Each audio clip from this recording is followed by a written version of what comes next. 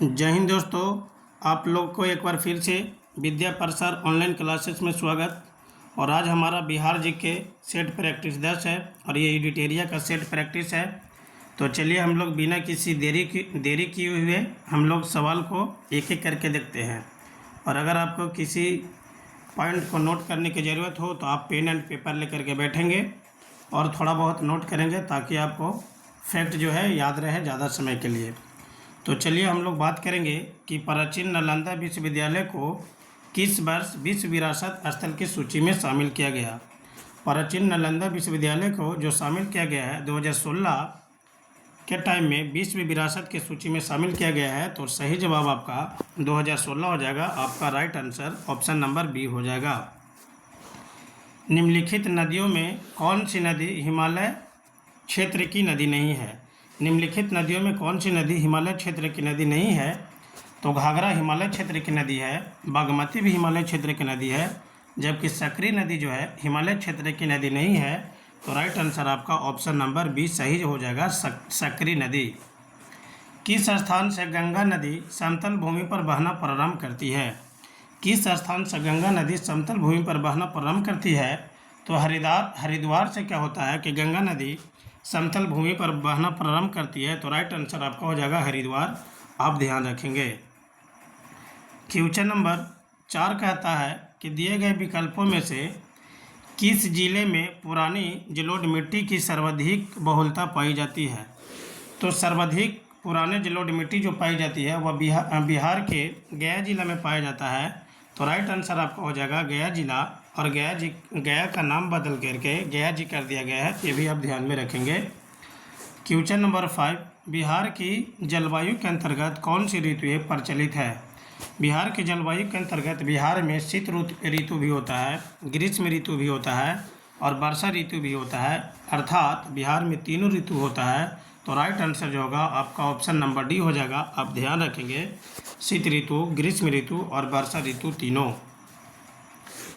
सतधारा या सतधरवा कुंड कहाँ स्थित है। सतधारा या सतधरवा कुंड जो है यह आपका राजगीर में स्थित है। तो राइट आंसर आपको ध्यान रखना है राजगीर, सतधारा या सतधरवा कुंड राजगीर। भारत तथा नेपाल सरकार की सहमति से कोसी परियोजना की शुरुआत कब की गई थी। भारत तथा नेपाल सरकार की सहमति से कोसी परियोजना की जो शुरुआत की गई थी यह किया गया था 1954 में। तो राइट आंसर आप ध्यान रखेंगे 1954 आपका सही जवाब हो जाएगा। भीम बांध वन्यजीव अभयारण्य कहाँ स्थित है। ये कई बार पूछा गया है सवाल कि भीम बांध वन्यजीव अभयारण्य कहाँ स्थित है। तो भीम बांध वन्यजीव अभयारण्य जो है ये मुंगेर डिस्ट्रिक्ट में स्थित है। तो राइट आंसर आपको ध्यान रखना होगा मुंगेर। बिहार का सर्वाधिक वन क्षेत्र वाला जिला कौन सा है। तो बिहार का सर्वाधिक वन क्षेत्र वाला जिला कैमूर है। आपको ये भी ध्यान में रखना होगा, कैमूर में सबसे ज़्यादा वन पाया जाता है। अबरा का सर्वाधिक उत्पादन कहाँ पर होता है। तो अबरा का सर्वाधिक उत्पादन जो होता है वो होता है गया जी में। तो राइट आंसर आपका हो जाएगा ऑप्शन नंबर ए, अबरा का सर्वाधिक उत्पादन गया जी में होता है। 2011 के जनगणना के अनुसार 2011 के जनगणना के अनुसार क्या कहता है। 2011 की जनगणना के अनुसार भारत तथा बिहार की जनसंख्या घनत्व कितना है। तो 2011 के जनगणना के अनुसार भारत का जनसंख्या घनत्व जो है 382 और जबकि बिहार का जनसंख्या घनत्व 1106 है। तो राइट आंसर आपका हो जाएगा ऑप्शन नंबर बी। आप ध्यान रखेंगे कि बिहार का जो जनसंख्या घनत्व 1106 और जबकि भारत का जनसंख्या घनत्व जो है वो 382 है। 2011 के जनगणना के अनुसार न्यूनतम लिंगानुपात वाला जिला कौन सा है। न्यूनतम लिंगानुपात वाला जो जिला है वो मुंगेर डिस्ट्रिक्ट में है। और सबसे अगर अधिकतम लिंगानुपात वाला जिला पूछेगा तो सबसे अधिकतम लिंगानुपात वाला जिला गोपालगंज होता है। और गोपालगंज में जो है 1026 जो है अधिकतम लिंगानुपात, और मुंगेर में है 876। यहाँ के मुंगेर का लिंगानुपात 8 से 6 है और गोपालगंज का लिंगानुपात जो है वो 1026 नहीं दोस्तों 1021 है। आप ध्यान रखेंगे गोपालगंज में सर्वाधिक लिंगानुपात और मुंगेर में सबसे कम लिंगानुपात होता है। बिहार स्थित बरौनी तेल शोध कारखाना किस देश के सहयोग से स्थापित किया गया। बरौनी तेल शोध कारखाना किस देश के सहयोग से स्थापित किया गया? तो भारत का जो मित्र देश है ये रूस के द्वारा बरौनी में तेल शोध कारखाना का स्थापना किया गया था। तो राइट आंसर जो हो जाएगा आपका ऑप्शन नंबर सी हो जाएगा। बिहार में विद्युत इंजन कारखाना स्थित है। विद्युत इंजन कारखाना जो है बिहार के मधेपुरा में स्थित है। तो राइट आंसर आपका ऑप्शन नंबर बी होगा, विद्युत इंजन कारखाना मधेपुरा। मसौढ़ा स्थित डीजल रेल कारखाना द्वारा निर्मित शक्तिशाली डीजल इंजन गजराज कितने पावर हाउस का है? गजराज का जो पावर हाउस है ये 6000 पावर हाउस का बनाया गया है गजराज। और ये कहाँ बनाया गया है? तो मसौढ़ा स्थित डीजल रेल कारखाना में बनाया गया है। और गजराज का जो शक्ति है वो कितना है? तो 6000 हाउस पावर है। तो आपको right answer option number A ध्यान में रखना होगा। बिहार राज्य पथ परिवहन निगम की स्थापना कब किया गया? तो बिहार राज्य पथ परिवहन निगम की स्थापना 1959 में किया गया है। तो राइट आंसर आपका ऑप्शन नंबर डी हो जाएगा, बिहार राज्य पथ परिवहन निगम की स्थापना 1959।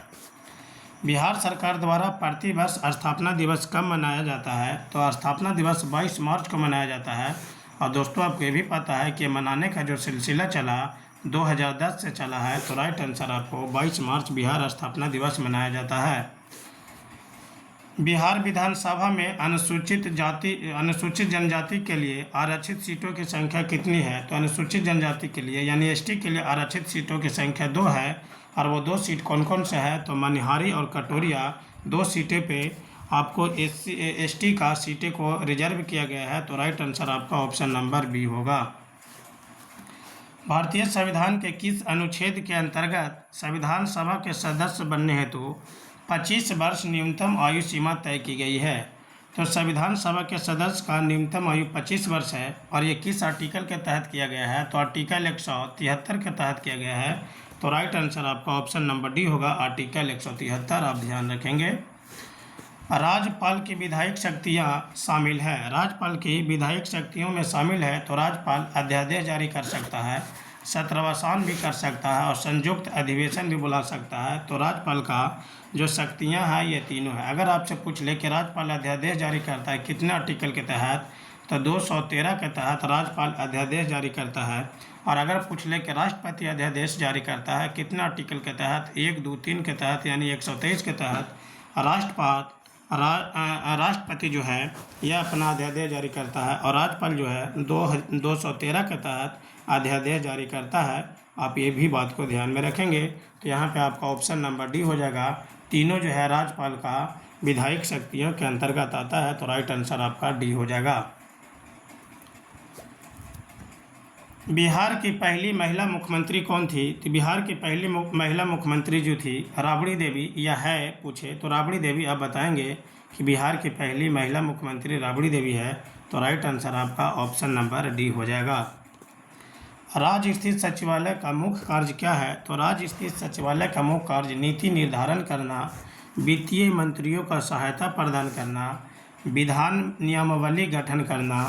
तो सचिवालय का सारे के सारे काम है। तो राइट आंसर जो हो जाएगा उपयुक्त में से एक से अधिक हो जाएगा, ए बी सी तीनों हो जाएगा। पंचायतों में अनुसूचित जाति और अनुसूचित जनजाति के लिए आरक्षण का व्यवस्था किस अनुच्छेद में किया गया है? तो अनुसूचित जाति और अनुसूचित जनजाति के लिए आरक्षण का व्यवस्था जो किया गया है 243 के डी में किया गया है। तो राइट आंसर आपका 243 का डी होगा। अगर पूछेगा राज्य निर्वाचन आयोग का प्रावधान किस आर्टिकल के तहत? तो 243 के तहत राज्य निर्वाचन आयोग का प्रावधान किया गया है। तो राइट आंसर यहाँ पे आपका हो जाएगा ऑप्शन नंबर डी, 243 का डी आपका सही जवाब हो जाएगा। राज्य लोक सेवा आयोग के सदस्यों को निम्न में से कौन हटा सकता है? राज्य लोक सेवा आयोग के सदस्यों को राष्ट्रपति के द्वारा हटाया जा सकता है। तो राइट आंसर आपका ऑप्शन नंबर ए होगा, राज्य लोक सेवा आयोग के सदस्यों को राष्ट्रपति के द्वारा हटाया जा सकता है। किस वर्ष उर्दू को बिहार की दूसरी राजभाषा घोषित किया गया है? किस वर्ष उर्दू को बिहार की दूसरी राजभाषा घोषित किया गया है? तो बिहार को दूसरी राजभाषा 1984 में घोषित किया गया है। जबकि आपको पता है कि बिहार का पहला राजभाषा हिंदी है और दूसरी राजभाषा उर्दू है। और इसको जो घोषित किया गया है 1984 में किया गया है। तो राइट आंसर आपका ऑप्शन नंबर सी हो जाएगा। बिहार में नमक सत्याग्रह की शुरुआत कहाँ से किया गया था? तो बिहार में नमक सत्याग्रह की शुरुआत चौपारण और सारण से किया गया था, पटना से नहीं किया गया था। तो राइट आंसर जो आपका हो जाएगा ऑप्शन नंबर डी, ए और बी दोनों आपका हो जाएगा। बिहार में नमक सत्याग्रह का शुरुआत किया गया था। किस क्षेत्र से राहुल संकतयान 1920 के असहयोग आंदोलन में सक्रिय थे? यानी राहुल संकतयान 1920 के असहयोग आंदोलन में सक्रिय थे, तो ये थे अंबारी या अंबारी क्षेत्र से। तो राइट आंसर आपको ध्यान में रखना है अंबारी। राहुल संकतयान यहीं से सक्रिय रहे हैं, तो अंबारी आपका सही जवाब हो जाएगा। बिहार के किस जिला के लोगों ने चौकीदारी कर देना बंद कर दिया? बिहार के किस जिला के लोगों ने चौकीदारी कर देना बंद कर दिया? तो चौकीदारी कर देना सारण का लोग बंद कर दिया था, बेतिया के लोग भी और पटना के लोग भी चौकीदारी कर देना बंद कर दिया था। दोस्तों आपको पता है कि चौकीदारी कर 1930 में लाया गया था। तो राइट आंसर जो होगा आपका ऑप्शन नंबर डी हो जाएगा। उपयुक्त में से एक से अधिक आपका सही जवाब हो जाएगा। बिहार में द्वैत शासन प्रारंभ होने के बाद बिहार के गवर्नर कौन थे? दोस्तों आपको पता है कि 1764 में बक्सर के युद्ध हुआ था। 1764 में बक्सर के युद्ध, उसके बाद 1765 में जो हुआ था इलाहाबाद के संधि, और इलाहाबाद के संधि के बाद बंगाल, बिहार, उड़ीसा अंग्रेज़ों को प्राप्त हुआ था। और 1765 से 1772 तक बंगाल में द्वैत शासन लगाया गया, और द्वैत शासन लगाने वाला जो था रॉबर्ट क्लाइव था, जबकि 1772 में द्वैत शासन को अंत किया था वॉरेन हेस्टिंग्स। तो यहाँ पर कह रहा है कि द्वैत शासन प्रारंभ होने के बाद बिहार के गवर्नर जनरल कौन था? तो बिहार के गवर्नर जनरल जो था सत्येंद्र प्रसाद सिन्हा थे। तो राइट आंसर आपको हो जाएगा आपका option number A, Satyendra Prasad Sinha. आप ध्यान रखेंगे। 1937 के बिहार विधान सभा चुनाव के फलस्वरूप सरकार गठन के समय बिहार के राज्यपाल थे। तो 1937 में जो बिहार विधानसभा का चुनाव हुआ था, उस समय बिहार के राज्यपाल जो थे एम.जी. हैलेट थे। तो ध्यान में रखेंगे, आपका ऑप्शन नंबर बी हो जाएगा। एम.जी. हैलेट आपका ऑप्शन नंबर बी हो जाएगा। बिहार में व्यक्तिगत सत्याग्रह के दूसरे सत्याग्रही कौन थे? तो व्यक्तिगत सत्याग्रह के दूसरे सत्याग्रही जो थे अनुग्रह नारायण सिन्हा जी थे। तो राइट आंसर आपका अनुग्रह नारायण सिन्हा बिहार में व्यक्तिगत सत्याग्रह के दूसरे सत्याग्रही हो जाएंगे। भारत छोड़ो आंदोलन के समय 11 अगस्त 1942 को पटना सचिवालय गोलीकांड में मरने वाले छात्रों की संख्या कितनी थी? तो पटना गोली सचिवालय कांड में जो मरे थे लोग, वो 17 स्टूडेंट का जान गया था। तो राइट आंसर जो होगा आपका ऑप्शन नंबर बी होगा, 7 स्टूडेंट, 17 नहीं दोस्तों, 7 स्टूडेंट। आप ध्यान रखेंगे। किस आंदोलन के समय बिहार में आज़ाद दस्ता सक्रिय रहा? तो बिहार में आज़ाद दस्ता जो सक्रिय रहा 1942 के भारत छोड़ो आंदोलन के समय आज़ाद दस्ता सक्रिय रहा। तो राइट आंसर आपका ऑप्शन नंबर ए हो जाएगा। निम्न में से किसने बिहार छात्र परिषद का गठन किया? बिहार छात्र परिषद की गठन राजेंद्र प्रसाद के द्वारा किया गया था। तो राइट आंसर आपका ऑप्शन नंबर सी हो जाएगा, राजेंद्र प्रसाद। गौ हत्या रोकने के लिए बिहार में गौरक्षणी सभा की स्थापना की गई थी। गौ हत्या को रोकने के लिए गौरक्षणी सभा की स्थापना बिहार में किया गया था। वह किया गया था 1893 में, और 1893 में एक प्रमुख घटना घटी है, और वो आपको याद रखना है कि 1893 में ही शिकागो में धर्म सम्मेलन हुआ था। और भारत की तरफ से जो रिप्रेजेंट किए थे वो स्वामी विवेकानंद किए थे, और स्वामी विवेकानंद शिकागो में भाइयों एवं बहनों के द्वारा अपना संबोधन को शुरुआत किए थे, और जिससे स्वामी विवेकानंद पूरा विश्व के पटल पे उभरते हुए नजर आए और भारत की गरिमा को बढ़ाया। तो राइट आंसर यहाँ पे हो जाएगा 1893। सही जवाब आपका हो जाएगा ऑप्शन नंबर सी, गौरक्षणी सभा की स्थापना 1893 में हुआ था। बिहार में नोनिया विद्रोह कब हुआ था? बिहार में नोनिया विद्रोह जो हुआ था 1770 से 1800 ईस्वी में बिहार में नोनिया विद्रोह हुआ था। तो राइट आंसर आपको ध्यान रखना है 1770 से 1800 ईस्वी नोनिया विद्रोह। निम्न में से कौन सा क्षेत्र फ्रांसीसी व्यापारियों का व्यापारिक केंद्र था? फ्रांसीसी व्यापारियों का जो व्यापारिक केंद्र था चंद्रनगर था। और मॉडर्न हिस्ट्री में आपको ये बहुत अच्छा से पढ़ाया गया है कि चंद्रनगर सबसे पहले कैसे अंग्रेज़ों को प्राप्त हुआ था। तो राइट आंसर यहाँ पे चंद्रनगर हो जाएगा। आपको सही जवाब याद रखना है। किसके सूबेदारी काल में अंग्रेज यानी बर्नियर पटना आए थे? तो अंग्रेज यानी बर्नियर जो पटना आया था वो दाऊद खां के शासनकाल में पटना आया था बर्नियर। तो राइट आंसर आप ध्यान रखेंगे दाऊद खां के शासनकाल में बर्नियर पटना आया था, ऑप्शन नंबर ए। निम्न में से कौन शेर शाह का उत्तराधिकारी बना? तो शेर शाह का उत्तराधिकारी जो बना इस्लाम शाह बना। और दोस्तों पता है आपको कि सूर्य वंश का संस्थापक कौन था? शेर शाह सूरी। और शेर शाह सूरी का मकबरा जो है सासाराम में। और शेर शाह सूरी अपने शासनकाल में किस लिए जाना जाता है? तो प्रशासन को लेकर के शेर शाह सूरी जाना जाता है।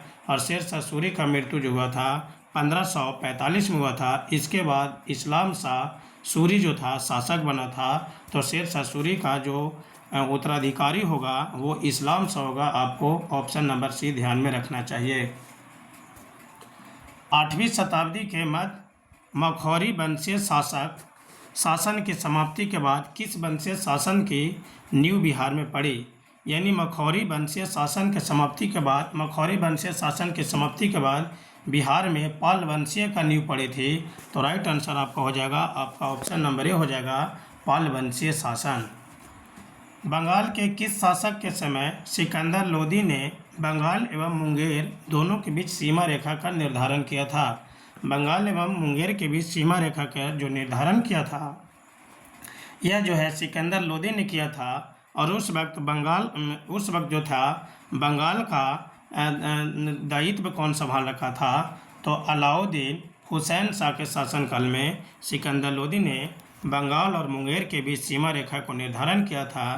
तो राइट आंसर आपका हो जाएगा अलाउद्दीन हुसैन शाह। निम्नलिखित में से किस स्थान पर बख्तियार खिलजी के शव को दफनाया गया था? बख्तियार खिलजी के शव को बिहार शरीफ में दफनाया गया था। तो राइट आंसर आप ध्यान रखेंगे, बख्तियार खिलजी के शव को बिहार शरीफ में दफनाया गया है। तो राइट आंसर आपका Bihar Sharif, option number C ध्यान में रखना होगा। निम्न में से किस शासक के शासनकाल में चतुर्थ बौद्ध संगीति का आयोजन किया गया था? चतुर्थ बौद्ध संगीति का आयोजन जो किया गया था कनिष्क के शासनकाल में किया गया था। तो राइट आंसर आपको ऑप्शन नंबर बी कनिष्क के ध्यान में रखना चाहिए। कर्नाटक वंश में कौन सा एक महान समाज सुधारक थे? महान समाज सुधारक कर्नाटक वंश में जो थे हरि सिंह देव थे। तो राइट आंसर आपका option number B Hari Singh Dev हो जाएगा। नालंदा महाविहार को आर्थिक अनुदान देने वाले शासक कौन थे? तो नालंदा महाविहार को आर्थिक अनुदान जो दिए थे धर्मपाल, हर्ष और देवपाल, ये तीनों के द्वारा नालंदा महाविहार को आर्थिक अनुदान दिया गया था। तो राइट आंसर हो जाएगा आपका उपयुक्त में से एक से अधिक, ऑप्शन नंबर डी आपका सही जवाब हो जाएगा। मगध के परवर्ती गुप्त वंश का संस्थापक कौन था? तो मगध के परवर्ती गुप्त वंश का संस्थापक जो था ये माधव गुप्त था। तो राइट आंसर आपका सी हो जाएगा, माधव गुप्त। मगध के परवर्ती गुप्त वंश के संस्थापक माधव गुप्त था। नालंदा विश्वविद्यालय का संस्थापक कौन था? नालंदा विश्वविद्यालय का संस्थापक गुप्त वंश के संस्थापक जो था कुमार गुप्त के द्वारा नालंदा विश्वविद्यालय की स्थापना किया गया था। और दोस्तों नालंदा विश्वविद्यालय को ध्वस्त किसने किया था? तो बख्तियार शाह खिलजी किया था। और अभी आपको बताया गया कि बख्तियार खां खिलजी का जो मकबरा है वो कहाँ पर है? तो बिहार शरीफ में है। तो आप ये भी बात को ध्यान में रखेंगे कि नालंदा विश्वविद्यालय की स्थापना कुमार गुप्त के द्वारा किया गया था। मगध पर शासन करने वाले राजवंश का सही क्रम क्या है? तो इसका जो ट्रिक है वो ट्रिक है हसीन माशुका साथ। इसका जो ट्रिक है हसीन माशुका साथ। मगध का कौन कौन जो वंश शासन किया, इसका जो आप क्या ट्रिक याद रखेंगे, हसीन माशुका साथ, ह से हर्यक वंश, सी से शिशुनाग वंश, न से नंद वंश, माँ से मौर्य वंश, सु से शुंग वंश और क से कर्ण वंश। तो यहाँ पर क्या कह रहा है कि मगध पर शासन करने वाले राजवंश का सही क्रम तो हर्यक वंश, शिशुनाग वंश और नंद वंश होगा, उसके बाद मौर्य वंश होगा। तो इस हिसाब से आपका सही जवाब जो हो जाएगा, आपका राइट आंसर हो जाएगा ऑप्शन नंबर बी हो जाएगा, हर्यक वंश, शुंग वंश, नंद वंश और मौर्य वंश। आपका ऑप्शन नंबर बी सही हो जाएगा। बिहार में मगध पाषाण काल के अवशेष निम्न में से किस क्षेत्र से प्राप्त हुआ है? तो मगध पाषाण काल का जो अवशेष प्राप्त हुआ है, यह जो आपको प्राप्त हुआ है आप बताएंगे कि कहाँ से प्राप्त हुआ है, तो ये मुंगेर डिस्ट्रिक्ट से प्राप्त हुआ है मध्य पाषाण काल का अवशेष। तो राइट आंसर जो होगा आपका ऑप्शन नंबर ए होगा मुंगेर डिस्ट्रिक्ट। और आज का लास्ट सवाल जो है, अंग एवं मगध महाजन पद का उल्लेख किस वेद में मिलता है? अंग एवं मगध महाजन पद का उल्लेख जो मिलता है अथर्ववेद में मिलता है। और दोस्तों इस तरह से आपका पूरा का पूरा 50 क्वेश्चन करवाया गया और मुझे पूरा उम्मीद है कि आप ये सेशन को कंटिन्यू देख रहे होंगे। और अगर अभी तक आप मेरे चैनल को सब्सक्राइब नहीं किए हैं तो मेरे चैनल को सब्सक्राइब कर दीजिए और लाइक और कमेंट ज़रूर कीजिए ताकि हम ऐसे वीडियो और भी अपलोड कर सकें। तब तक के लिए धन्यवाद और अपना पढ़ाई को गति देते रहिए।